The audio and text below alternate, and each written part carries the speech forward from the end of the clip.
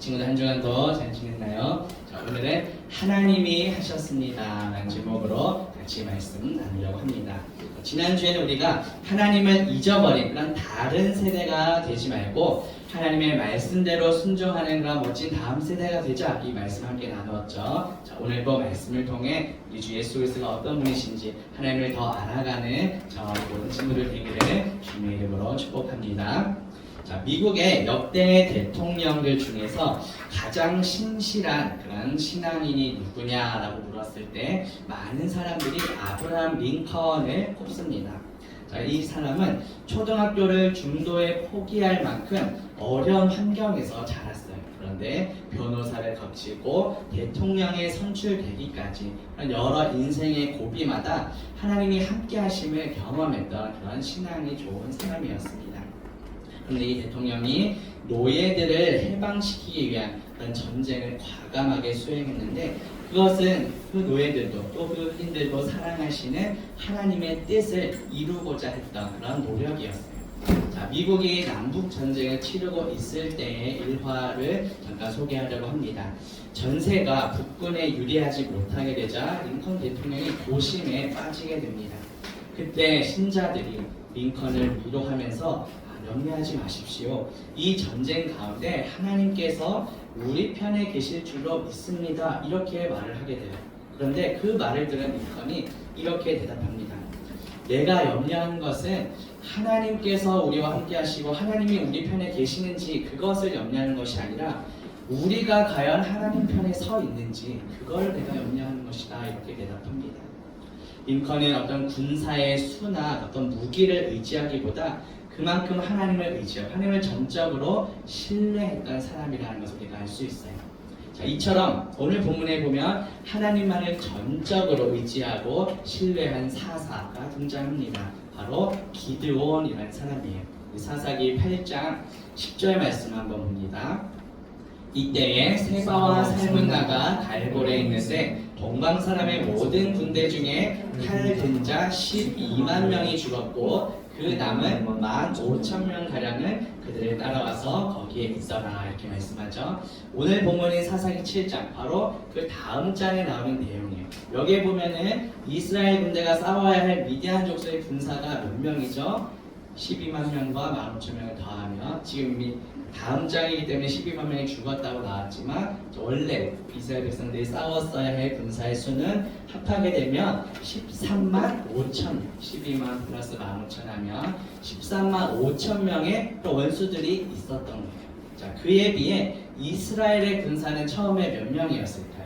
또 3만 2천 명이었습니다. 그래서 하나님께서 기드온에게 이렇게 명령하세요. 자, 오늘 본문 볼게요. 사사기 7장 2절과 3절 읽어볼게요. 여호와께서 기드온에게 이르시되 너를 따르는 백성이 너무 많은즉 내가 그들의 손에 미디안 사람을 넘겨주지 아니하리니 이는 이스라엘이 나를 거슬러 스스로 자랑하기를 내 손이 나를 구원하였다 할까 함이니라. 이제 너는 백성의 귀에 외쳐 이르기를 누구든지 두려워 떠는 자는 길앗산을 떠나 돌아가라 하시니 이에 돌아간 백성이 22,000명이요 남은 자가 10,000명이었더라. 자, 두려워 떨고 도망간 사람이 22,000명이고 남은 자가 10,000명이기 때문에 원래 맨 처음 이스라엘 군사는 32,000명이었던 거죠. 사실 그 군사들이 다 싸웠어도 아까 미디안 군사가 13만 5천 명이니까 사실 턱없이도 부족한 숫자죠. 그런데 하나님이 뭐라고 하셨고요? 뭐라고 하셨죠? 너를 따르는 백성이 너무 많다고 하셨어요. 이해가 되지 않는 부분이죠. 32,000명은 13만 5천에 비하면 턱없이 적은 숫자인데 그럼에도 많다. 돌려보내라. 두려워 떠는 자는 돌아가라고 명령하셨어요. 자, 우리 상식적으로는 이해가 되지 않죠. 13만 5천 명을 상대하려면 군대 수가 지금보다 더 많아야 그나마 좀 승산이 있을 텐데 하나님은 오히려 숫자를 줄이라고 하세요. 자, 그 이유가 뭘까요? 만약 이스라엘 백성들이 숫자가 많고 무기도 세고 강해서 만약에 그 13만 5천명 어찌어찌 이겼다고 치면 마치 하나님의 능력이 아니라 자신들의 능력 때문에 이겼다고 이렇게 착각할 거예요. 교만에 빠질 수 있기 때문에 바로 하나님께서 두려워 떠는 자는 돌아가라 이렇게 명령하셨던 거예요. 그래서 기드온이 이것을 백성들에게 전하게 되고 이야기를 들은 백성들 중에 22,000명이 무서워서 이제 집으로 돌아갑니다.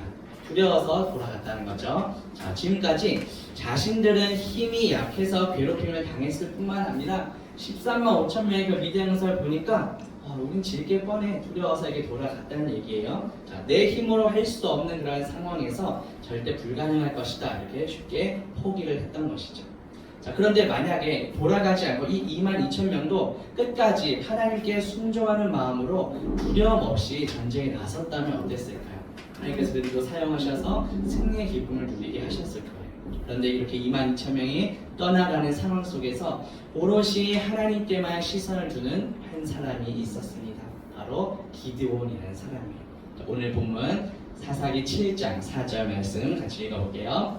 여호와께서 또 기드온에게 이르시되 백성이 아직도 많으니 그들을 인도하여 물가로 내려가라. 거기서 내가 너를 위하여 그들을 시험하리라. 내가 누구를 가리켜 내게 이르기를 이 사람이 너와 함께 가리라 하면 그는 너와 함께 갈 것이요 내가 누구를 가리켜 내게 이르기를 이 사람은 너와 함께 가지 말 것이니라 하면 그는 가지 말 것이니라 하신지라. 이렇게 말씀하시죠. 자, 처음 3만 2천 명에서 지금 이미 두려웠던 2만 2천 명이 돌아갔어요. 자, 이제 10,000명이 남았죠. 자, 이렇게 많은 인원이 떠나간 상황에서도 기드온은 오직 하나님의 명령에 귀를 기울입니다. 자, 그리고 포기하지 않고 끝까지 하나님의 말씀에 순종하는 것을 보게 돼요. 자, 이렇게 순종이 가능한 이유가 무엇이었을까요? 이미 기드온은 하나님의 능력을 체험했던 사람이기 때문이에요. 오늘 본문 사사기 7장 5절부터 7절까지 한번 읽어볼게요. 이에 백성을 인도하여 물가에 내려가매 여호와께서 기드온에게 이르시되 누구든지 개가 하는 것 같이 혀로 물을 핥는 자들을 너는 따로 세우고 또 누구든지 무릎을 꿇고 마시는 자들도 그와 같이 하라 하시더니 손으로 움켜 입에 대고 핥는 자의 수는 300명이요 그 외의 백성은 다 무릎을 꿇고 물을 마신지라. 여호와께서 기드온에게 이르시되 내가 이 물을 핥아먹은 300명으로 너희를 구원하며 미디안을 내 손에 넘겨주리니 남은 백성은 각각 자기의 처소로 돌아갈 것이라. 말씀하시죠. 자, 하나님은 처음에 3만 2천 명에서 두려웠다는 2만 2천 명이 떠나갔죠. 돌아갔죠. 그리고 이제 10,000명이 남았어요. 이 10,000명을 물가로 데리고 가시게 합니다. 그리고 손으로 움켜 입에 대고 물을 핥은 300명만을 데리고 이제 전쟁을 하게 하세요. 자, 계속 떠나가고 이제 300명밖에 남지 않은 이 상황에서 300명의 군사로 아까 미디안 군사가 몇 명이었죠? 13만 5천 명의 군사를 과연 이길 수 있을까요? 원래 3만 2천 명이어도 너무 적은 숫자였는데 사실 말이 되지 않는 상황이죠. 자, 그런데 이 300명의 군사 끝까지 하나님의 말씀에 순종하며 나아갑니다. 우리가 읽지 않았지만 뒷부분에 쭉 내용을 보면 또 우리 어려서부터 다닌 친구들은 익히 들어서 알고 있죠. 이 300명의 군사가 항아리를 부수고 왼손에 횃불을 들고 나팔을 불며 여호와와 기드온의 칼이다 이렇게 외치면서 결국 승리를 하게 됩니다. 자, 이것은 무엇을 보여줄까요? 사람의 능력이 아니라 만약에 숫자가 많았다면 내가 해냈어 이렇게 교만에 빠지고 착각했을 텐데 그것이 아니라 정말 우리를 통해서 하나님께서 역사하셨구나 하나님께서 우리를 통해 승리하게 하셨구나를 고백하게 하신 거죠. 하나님의 명령에 순종하고 하나님의 능력을 의지했기 때문에 가능했던 일이에요. 자, 이렇게 기드온이 얼마나 큰 믿음을 보여주었는가에 우리가 주목해야 되죠. 기드온은 어떤 숫자가 아니라 하나님의 능력을 의지하며 신뢰했던 거예요. 그래서 이 기드온의 믿음을 히브리서 기자가 이렇게 또 믿음이 있다라고 칭찬합니다. 히브리서 11장에 믿음장이라고도 하거든요. 여기에 기드온의 이름이 등장합니다. 내가 무슨 말을 더하리요? 기드온, 바락, 삼손, 입다, 다윗 및 사무엘과 선지자들의 일을 말하려면 내게 시간이 부족하리로다. 그들은 무엇으로요? 믿음으로. 그러니까 믿음에 좋은 사람들 여기 쭉 이름이 기록되어 있는데 여기에 기드온이 등장한다는 것이죠. 자, 기드온은 본래 약한 지파의 또 약한 가문의 출신이었어요. 소수의 사람들만 데리고 미디안에서 13만 5천 명이 되는 대군에 맞서 싸워야 하는 그런 상황이에요. 그런데 하나님은 그런 하나님의 그 기드온의 연약함을 통해서 역사하셨어요. 그래서 하나님의 이 구원의 능력은 우리가 막 강해서 나 스스로를 뽐내거나 의지했을 때가 아니라 우리는 연약합니다. 하나님만을 의지하고 하나님 앞에 겸손히 엎드릴 때 약한 우리를 들어 사용하시는 분이죠. 그래서 사도 바울도 이렇게 고백해요. 이 고린도후서 12장 9절 같이 한번 읽어봅니다. 나에게 이르시기를 내 은혜가 내게 족하도다. 이는 내 능력이 약한 데서 온전하여짐이라 하신지라. 그러므로 도리어 크게 기뻐함으로 나의 여러 약한 것들에 대하여 자랑하리니 이는 그리스도의 능력이 내게 머물게 하려 함이라.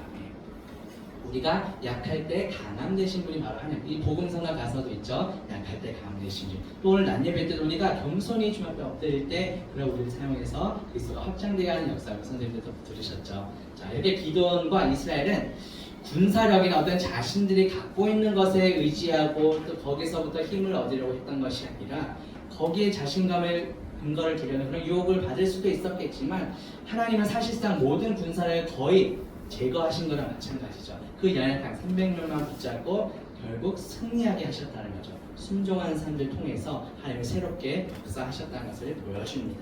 그래서 자신들의 능력이 아닌 하나님만을 의지할 수 있도록 하나님의 능력만을 고백하며 찬양할 수 있도록 이렇게 역사하셨던 것이죠. 자, 그럼 이것을 우리에게 한번 적용해 볼까요? 우리에게 또 내 힘으로는 할 수 없는 그런 상황들이 닥쳤을 때 또 이건 정말 내 힘으로 할 수 없어 이렇게 생각할 때가 분명히 오겠죠.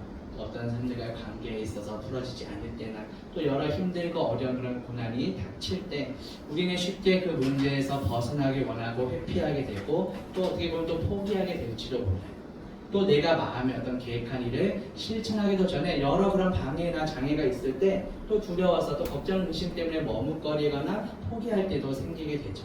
자, 그런데 하나님은 그런 우리가 연약하고 낮아진 그 상황 속에서도 그냥 절망하고 낙심하는 것이 아니라 또 우리가 반대로 나 자신만의 능력만을 믿고 교만에 빠지는 것이 아니라 어떤 양극단이 아니라 오직 겸손히 하나님의 능력만을 의지하고 하나님께 나아오기를 원하신다라는 것이죠. 그래서 믿음으로 오늘 본문에 나온 기도원처럼 믿음으로 반응하고 믿음으로 순종하기를 하나님이 원하신다는 것이죠.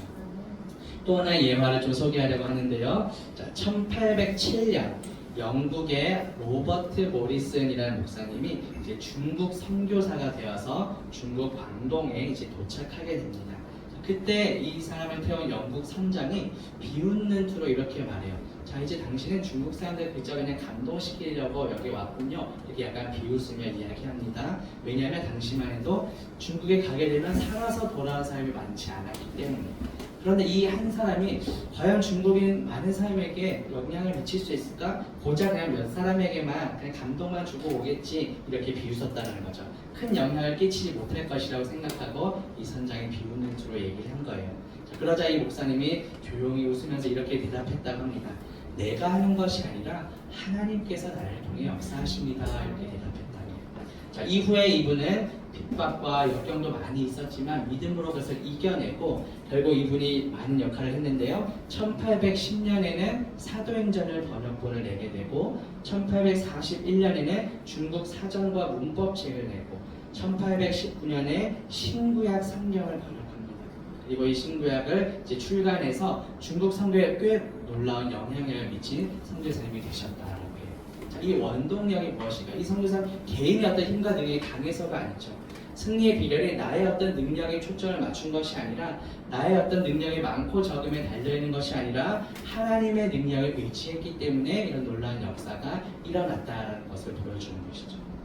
자, 저는 사실 보진 않았지만 그게 준비하면서 또 하나 등장 소개하고 싶은 예화가 있는데요. 우리 생애 최고의 해라는 영화입니다. 2차 세계대전을 배경으로 하는 그런 영화인데요. 해롤드 러셀이라는 어떤 공수부대원이 이제 전투에 나갔다가 포탄에 맞아서 두 팔을 다 잃어버리는 그런 불구자가 됩니다. 그래서 좌절에 빠지게 됐겠죠. 자, 나는 그냥 이제 쓸모없는 존재가 되었구나 이렇게 낙심하게 되게 됩니다. 그런데 주님께서 은혜를 베푸셔서 그 마음 가운데 그 진리의 마음이 들기 시작했다는 거예요. 자, 잃은 것보다 그래도 여전히 나에게 남아있고 가진 것이 더 많구나라는 것을 깨닫게 하셨다고 합니다. 그래서 의사가 그에게 의술, 인공적으로 만든 그런 팔을 만들어 주기도 합니다. 그래서 그 팔을 가지고 글을 쓰고 그 이야기가 이제 영화로 제작되어서 본인이 직접 그 영화에 또 출연을 한 거라고 합니다. 그래서 정성껏 연기를 또 하게 되고 그 영화로도 아카데미 주연상까지 타게 됐다는 이야기입니다. 그때 이제 어떤 기자가 이 배우에게 찾아와서 묻게 되는데 당신의 그런 불구 모습, 그런 신체적 조건 때문에 당신이 낙심하고 또 절망하게 되지 않았나요? 이렇게 질문하자 이렇게 대답을 했다고 합니다. 자, 처음에는 그럴지 몰라도 나의 이런 어떤 육체적인 장애가 오히려 더 가장 큰 축복으로 바뀌게 되었다 이렇게 고백을 합니다.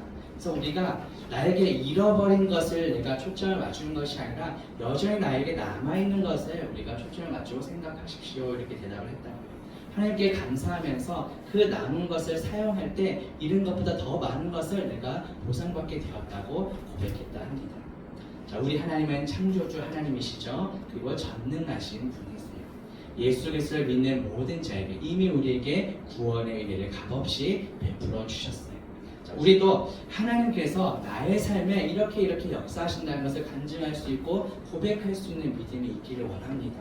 하나님보다 사람이나 어떤 물질을 또 나의 어떤 능력이나 어떤 경험을 더 의지해서는 안 된다는 것이죠. 오직 하나님만을 최우선으로 우리가 의지하고 신뢰할 때, 또 그 하나님의 말씀과 명령에 우리가 순종할 때 하나님께서 우리의 그런 연약하지만 그 믿음을 보시고 우리를 통해 역사에 가신다는 것이죠. 이것을 믿는 가장 강력한 근거가 무엇일까요? 우리에게 초점을 맞추면 전혀 그런 능력이 없지만 이미 우리 주 예수 그리스도께서는 어떤 분이시죠? 우리 죄의 십자가에서 죽으시고 죽음이 끝이 아니라 성경대로 3일 만에 부활하셨다는 것이죠. 사망 권세에 이기시고 부활 승리하신 그 예수 그리스도가 바로 나의 삶의 주인이시다라는 것, 우리가 이것만을 믿는 나가면 부활하신 그 예수 그리스도의 능력으로 승리하는 삶을 살아가는 저희 모든 친구들 되기를 주님의 이름으로 축복합니다.